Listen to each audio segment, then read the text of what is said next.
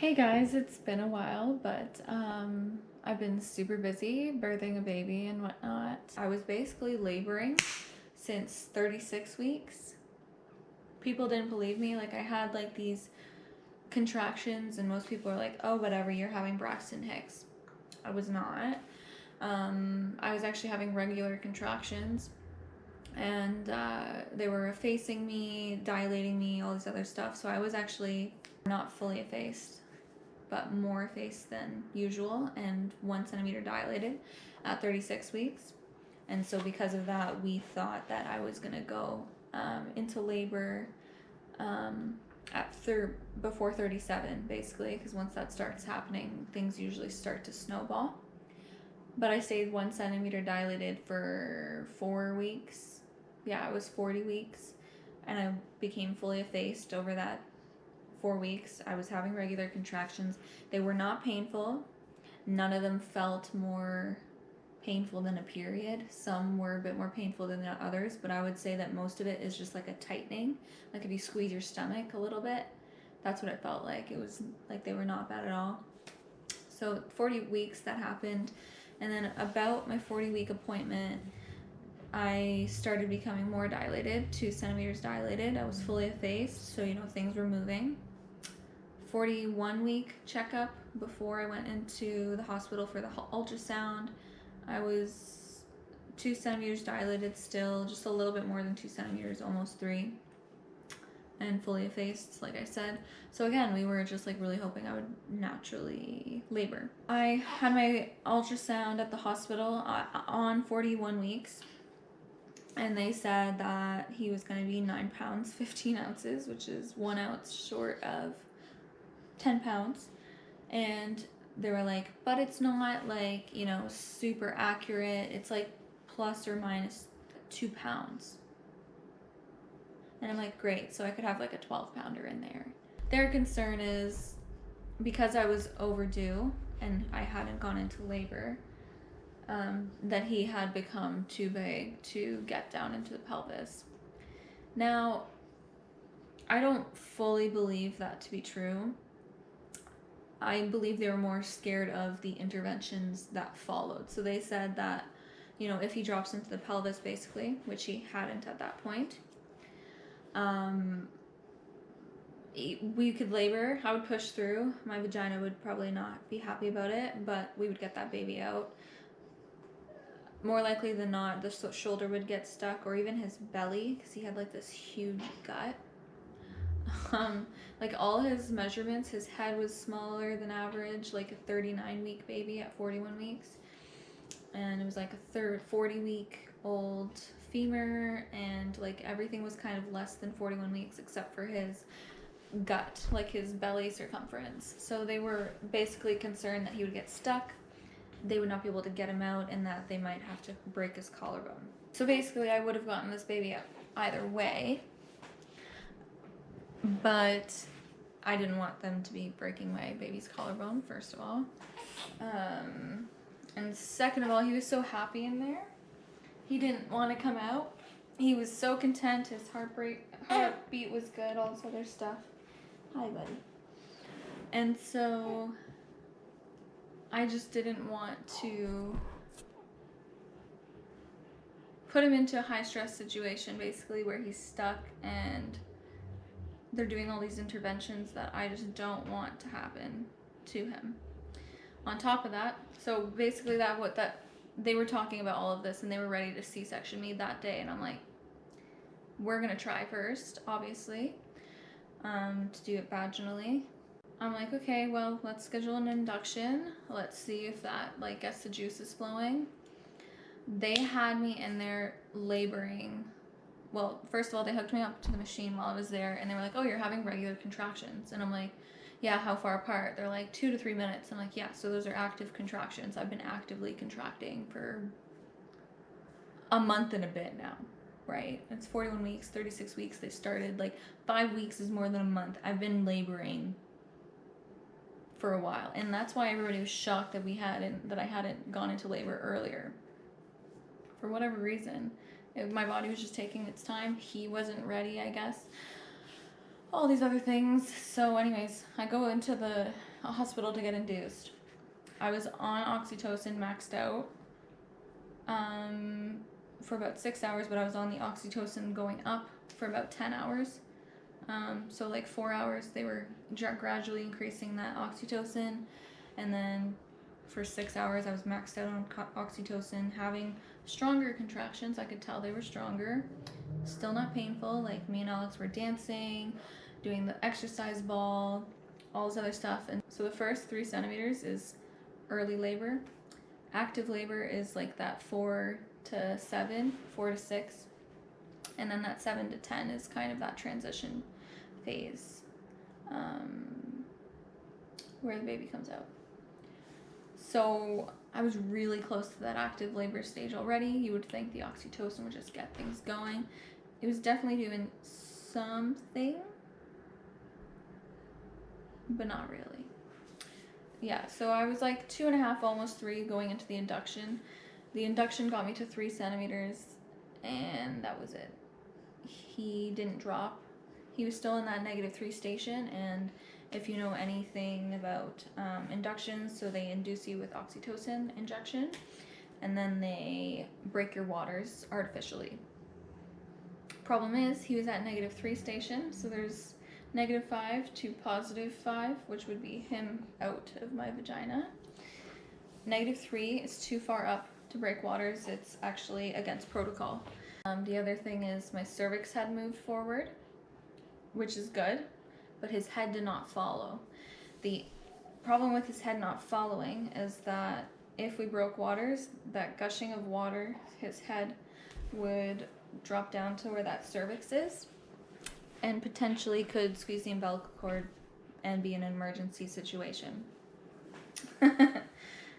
Problem is, there wasn't anybody at the hospital. They actually asked me midway through my induction, do you want to come back tomorrow and try again? We don't have enough people. If you're in an emergency situation, it's going to be students that would be working on you and your baby. And I'm like, excuse me?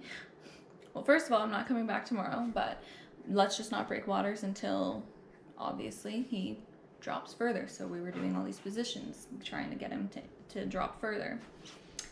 Didn't happen. So, basically, they called me an elective C-section because I wasn't in pain or active labor, yada, yada, yada, whatever. It wasn't elective because we weren't allowed to break waters and labor wasn't progressing. And then also, after being maxed out on the oxytocin for 6 hours, I had a 12-minute long contraction, forcing them to remove me from it and lower the dosage. If I had been laboring that long and did not go into active labor on a maxed out dose, and now you're having me at a lower dose, the odds are it's not going to do anything. So we went home. I don't know anyone else who has ever been induced that it just doesn't work for, but that's what happened to me. Either was my body not ready to give birth, or he wasn't ready to come out. He was like, whatever, we're not moving yet. And that's like a huge thing for me, is the way you enter this world is actually very important. The idea is, of course it matters how you enter the world. If you're forced out before you're ready, you know, it stresses the baby out. That's why they have you hooked up to the monitors when you're getting an induction, yada, yada, yada, because the baby can give up, can all of a sudden become not stable. And he was happy where he was at. So that was the thing, is he was just happy where he was, and that's why they let me labor so long on the oxytocin and try to get him down, and he just never did.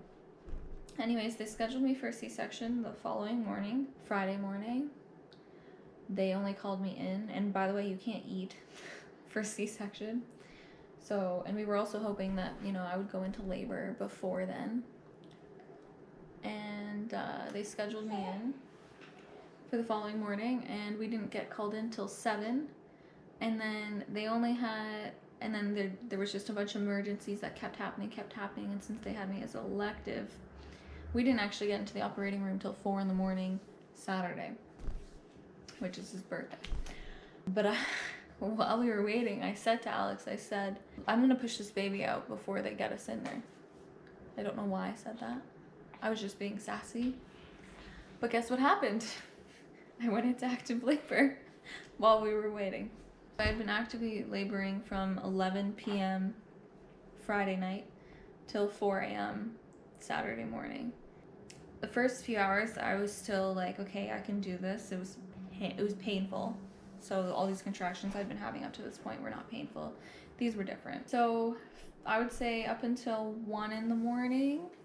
So the first 2 hours I was laboring naturally, and I'm like having a time, and it was a lot. But they were getting worse and worse, which is what's supposed to happen. And finally I'm like, because even when I was planning my home birth, I was going to use laughing gas to help me through the contractions because it doesn't affect the baby. And also when you stop breathing, within a few minutes it's gone. And that's what I wanted.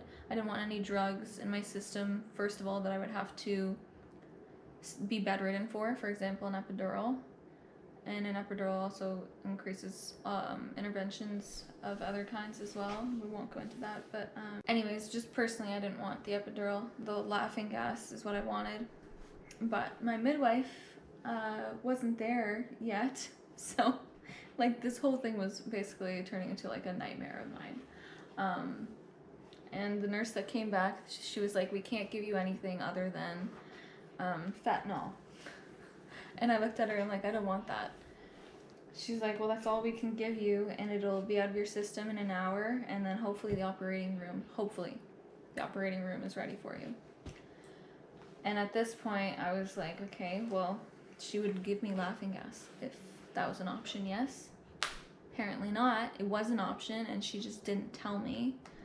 So anyways, we took it because I was like, this is terrible. It wore off about an hour later, 2 o'clock. So they put the fentanyl in the IV. It lasted for about an hour. It helped.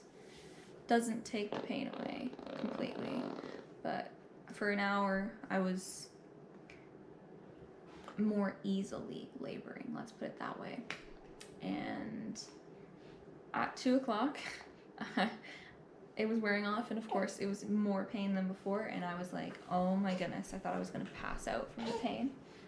And so for another 2 hours, I am laboring naturally. Looking back, I'm glad I did it because I had the experience of laboring naturally, and it was more than that for me. The idea that hi, there you go, good burp. The idea that I had gone into active labor means he's ready to come out, and for me, I was like, you know, that's important to me, that he's ready to come out. The idea that my body's going into active labor means both of us, this is the time he was supposed to come out. That made me feel a lot better about everything. Because like I said, it's important that he came out on his own terms. And so it kind of worked out perfectly that way. I'm laboring naturally, and I'm starting to think, you know, maybe we don't do the C-section, let's just try to get this done. The OB comes in and he says, I will do either one for you. You are actively laboring, which is what the point of the induction was yesterday, so I want to make sure that this is what you want to do. We can make you comfortable, we can give you an epidural, and I'm kind of thinking, no, I don't want an epidural. But I will say to you again that there is not enough staff, and if an emergency situation happens, there is a possibility that students, not someone professional, will be working on him to get him out if shoulder dysplasia happens. That's gonna come for me, and he's talking to me while I'm not naturally laboring, and your head space is in a different sort of realm at that point. I was like, well, check me and let's see how much he has moved. I've been laboring for 5 hours now, 11 to 4 in the morning ish. It wasn't quite 4 at that point, like 3:30. Let's see where I'm at. And at this point my water had broke and everything that was happening naturally. I naturally broke my waters. I naturally was laboring, checked me, and his head hadn't dropped. So, and I was only 4 centimeters dilated. So the idea is, if my body's doing all this work and it doesn't seem that he's moving, from their end, they were like, you know, the ultrasound's probably correct and this is a 10-pound baby. And, you know, we'd probably rather do the C-section kind of deal.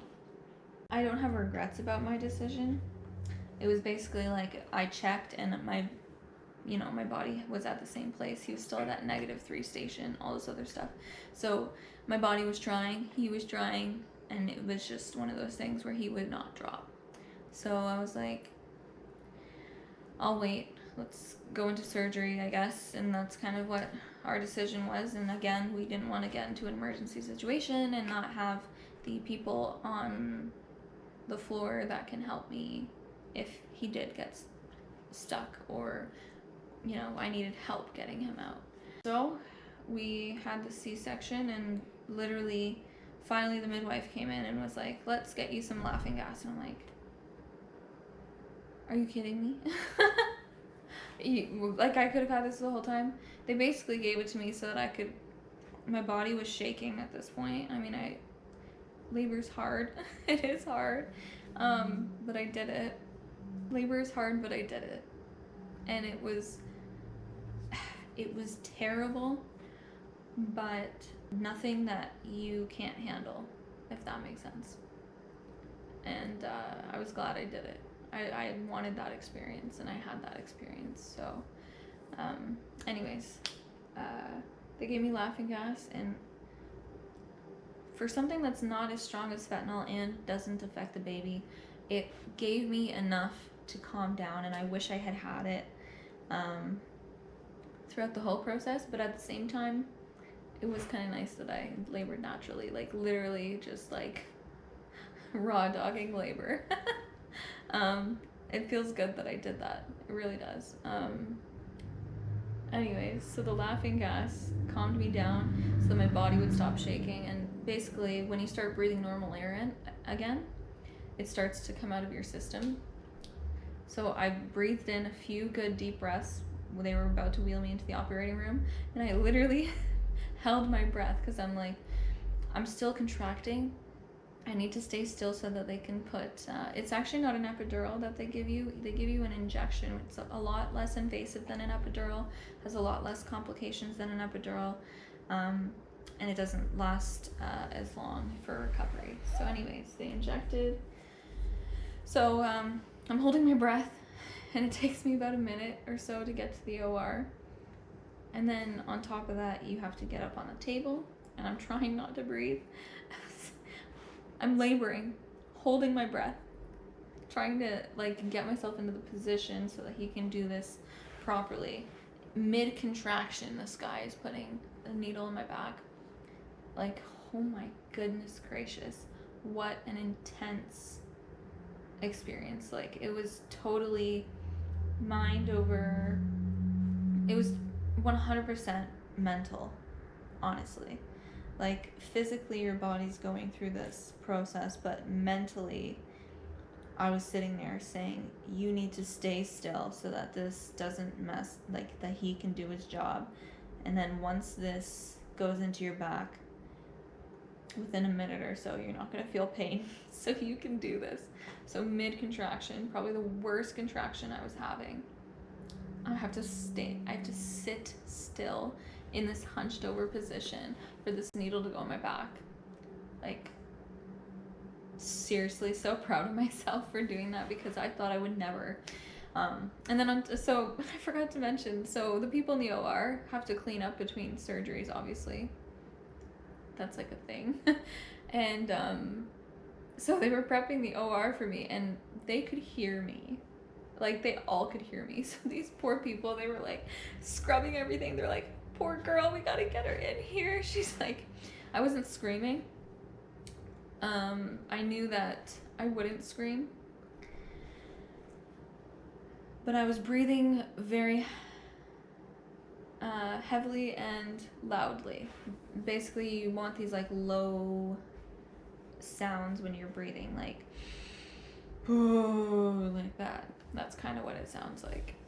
That low frequency sound is actually helpful, or you can do the horse breathing like that. So I was trying a lot of these breathing exercises and they do help. I don't know what I would be doing if it weren't for the breathing. Anyways, so they heard me laboring and they were like all trying to get me in there because they felt so bad. Because again, I was supposed to be there at 9 a.m. and then I got in 4 a.m. the next morning. And so, yeah, they were awesome. All of them were awesome. And when he came out, rather than hearing congratulations or he's okay or anything like that, I heard them going, "Oh my God, how did that fit in you?" And then in that moment, I'm like, I made the right choice. I made the right choice for me.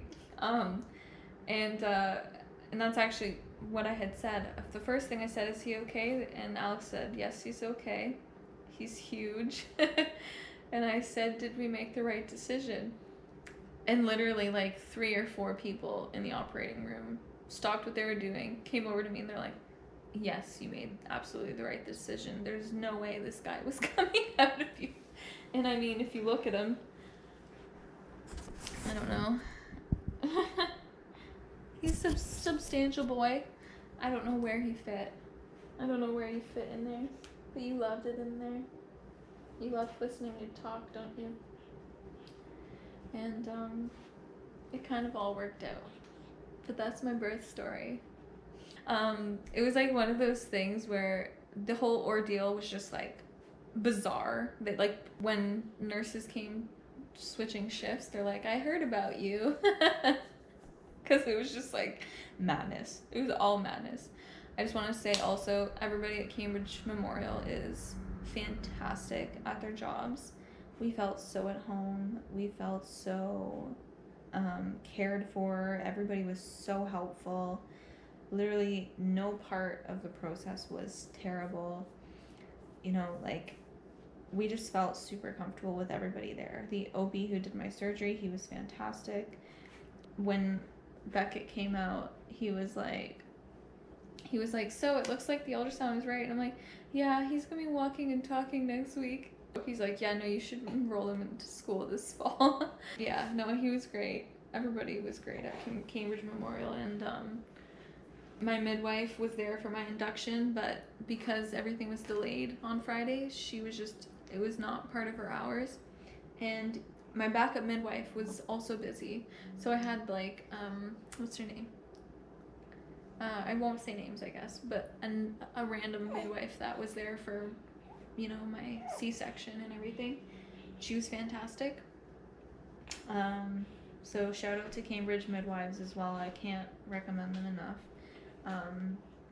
I would never give birth at any other hospital. Like, seriously, they had the most beautiful, massive birthing rooms, so much privacy, and yeah, we were just so well taken care of. It's ridiculous. So yeah, that's kind of how that went. And recovery from a C-section was scary. I thought I would never walk again. And then on day 4, I was walking Miss Daisy again. So the human body is incredible.